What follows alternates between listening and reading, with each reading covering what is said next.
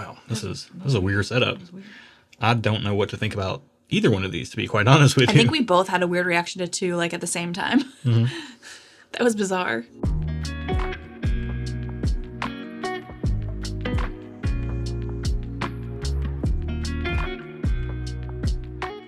Welcome to the channel, bringing a real-world perspective to the real-world whiskey consumer. I'm Josh. And I'm Erin. And we are back with another double-blind head-to-head where we have drawn these two pours, this one matchup from our blind head-to-head pool, and we are going to smell them, taste them, rate them, let you know what we think about them. We'll find out the price and see if that changes our ratings before we find out what we're drinking. And these are always a ton of fun too because we get to compare two products that are matched up for some reason or another. It could be available or allocated versus allocated. It could be inexpensive versus expensive, or just two products that are very similar priced, and we want to see which one is the better buy. Yeah. So let's go ahead and get into it. Glass one on the nose. Here we go.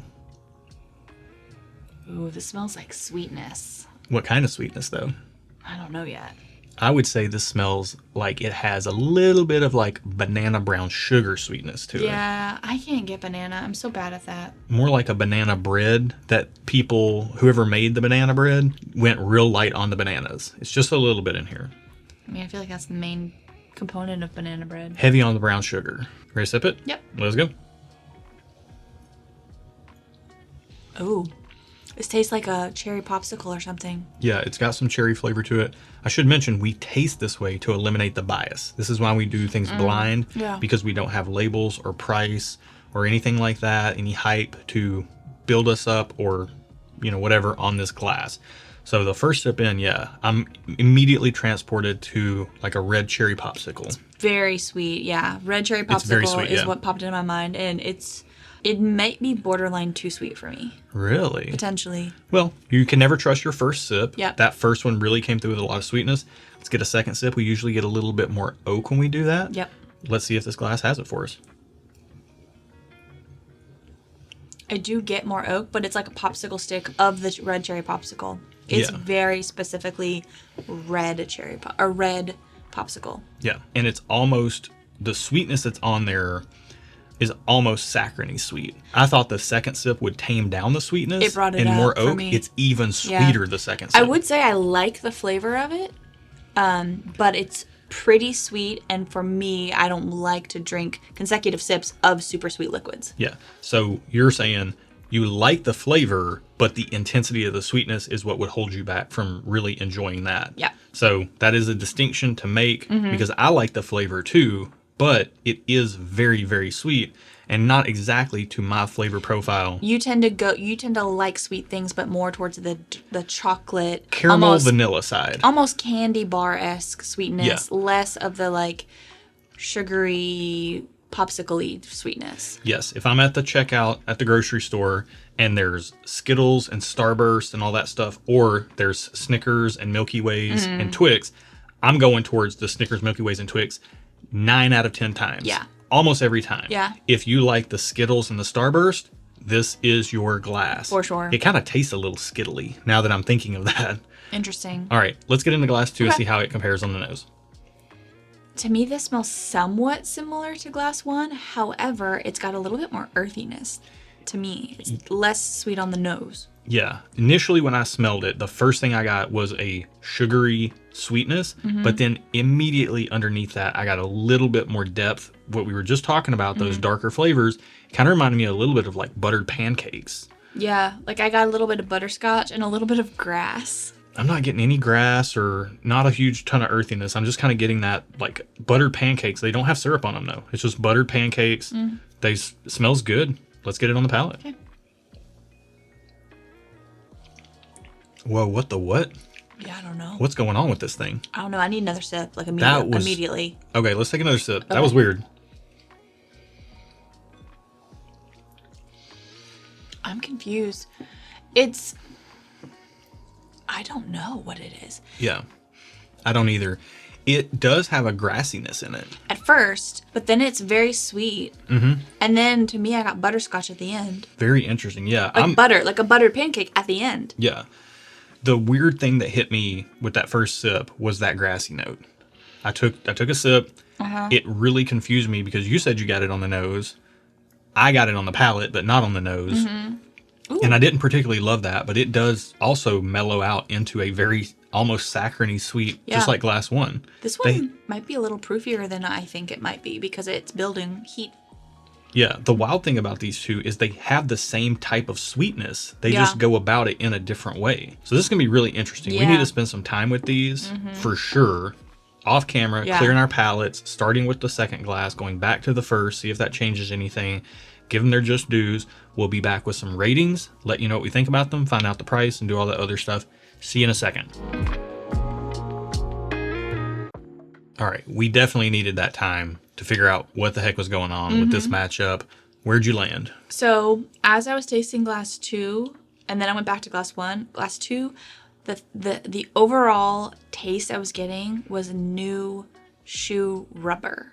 Interesting. Like clean, but like the bottom of a shoe, like your clean white kids. like a clean white sneaker rubber. Right. On the bottom of it, not the leather, the rubber. Right. I didn't hate it. However, that being said, I'm giving this just okay. Okay. I think glass 1 is delicious if you like sweet things. I do not like super sweet things. Just okay. If I had to pick which one to drink, I would pick glass 2, but they're both getting the same rating. Okay, so you would pick glass 2. Okay. I like rubber over sugar, apparently. Okay. For me, glass 1 and 2 kind of stuck with the same trajectory, but everything kind of balanced out a little bit too, if that makes sense. Like the funky notes in glass 2 that we got on the first impressions kind of tamed down. Yeah. The saccharine sweetness in glass 1 kind of tamed down. They just kind of normalized, you know? I like them both. They do have a very similar type of sweetness. I think if you were drinking them separate and apart from each other, they are very comparable, and I can see why this matchup was put into the blind head-to-head pool. Interesting. I think they're very comparable pours. I will say I do prefer glass 1 because there is that little bit of funky note in glass 2 that I don't love. I could drink more of glass 1. What kind of funky note are you getting? That grassy type of note. Oh, yeah. But I don't love either one of these. I could kind of take them or leave them. So what's your score? I would move on to a different pour after having a glass of either one of these, so they're both going to get a just okay for me as well. We just have a different preference on which one we prefer. Yep. So let's find out the price and see if that changes our rating before we find out what we're drinking. Yeah. So in our pool, glass number 1 is number 44. So the price on number 1 is $150. Wow, really? Yeah. Also, sorry, I had a moment because the price on glass number 2, I'm just going to tell you that right now, is $300. What? Yeah, that's why I had a little moment. The $150, not great, but not outrageous. Glass 2 is $300. What do you think the proof is on these real quick? I'm going to take a sip and try to get the proof. 100 proof, maybe. They would have to be higher to warrant that much more money, that much money. Yeah? Yeah, I mean, I feel like they're coming through with flavor. I mean, we talked about how sweet they were, but I don't think they match those price tags. No, not at all, especially $300. Wow, $300 on glass 2? That's not it. Maybe it's 105. Like, I don't think they're very super high proof, but yeah, maybe our proof's just off. Why would they ask so much money if they were not higher proof? Here's the thing. Maybe our proof dart is just off. These both, they drink around 100 proof to me. They're not coming across. I would go up to 105, but that's about as high as I would go. Okay. I don't even know if anything's that 105. This is fascinating. I prefer glass 1. You prefer glass 2. Neither of us loved either glass. Yeah, no, I'm changing my ratings now knowing the price. I'm hard pass on both of these. Okay. I still would give glass 1 a just okay because it has a concentrated sweetness. And sometimes you want that, and not everything can do what this does with that true. Concentrated sweetness. Let me ask a question, though. It's not your preferred concentration of sweetness, and you still would pay $150 for it? There are times where I do reach for the Skittles instead of the candy bar. Okay. You know? There are times that I want this, but I would just get this instead of getting this for sure. Yeah, I would get neither of them. They were fine, but not for that price. I'd get other stuff instead. Okay, so here we go. Glass number 1 is Calumet Farms 16-year. Okay, I said I got banana. What's glass number 2? Y'all, this is a whiskey I have previously had 2 other times, and I have not liked it. Okay. $300 is starting to make sense. Pappy Van Winkle 23 year. Pappy 23. I just picked Calumet Farm 16 over Pappy Van Winkle 23 year. Calumet is 106 proof. Yeah. Pappy 23 is 95.6. Yeah. Wow. Calumet standing up. Yeah, it's Wow. too sweet for me, but it's a good, if you like sweet whiskey and you want $150 worth of it, this is your pour. Oh, I'm just man, shocked this is because fun. I've had Pappy This is why blinds are fun. 23. This is the third time I've had it, and this is the only time I've actually preferred it over something else. I don't even remember what notes we were saying. We did say they were similar sweetness. I got that rubber. that cherry popsicle sweetness. I got rubber on Pappy. Weeder. So Yeah. kind of, I got the funkiness this time. Mm-hmm. The Calumet 16, 106 proof, Yep. coming through with a lot of flavor for it drinks under proof, I think. I think that's the point I'm trying to make. It does not drink No, 106. we did not think that it was we I thought it was in the 90s. so it would drink Under proof. under proof. Yeah, you're right. It's You're drinking right. like 10 proof points less. Yeah. It's approachable for what it is, but you are getting that incredibly concentrated. It's very sweet. Yep. Like that red, if you like red popsicles, this is your jam right Yeah. here. And again, we have a bottle of Calumet 16. I don't reach for it all the time because I don't always want that flavor profile. But there It's very are times specific. where that bottle just is lights out good. I love it. Other times, And today it was for me. Yeah. I do like it though. I'm glad we have a bottle of it. I will say these blind tastings, the way we do them, not knowing what we're drinking at all, not knowing what's in either glass, it has completely just gotten rid of any fear of missing out I personally have for Pappy Yeah. Van Winkle products. I've never owned a bottle of Pappy Van Winkle. I'm totally fine if I never own a bottle of Pappy Van Winkle. Yeah. The only reason I would like to have a bottle is to be able to share with other people if they come over here. And I would like to give blind tastings to people so that they can see how it stacks up for them Yeah. in a blind. Also, I feel like I'm losing my touch for picking out weeders. I haven't been able to detect that in the last several weeders I've had. We have had some weeders pop up on the channel recently.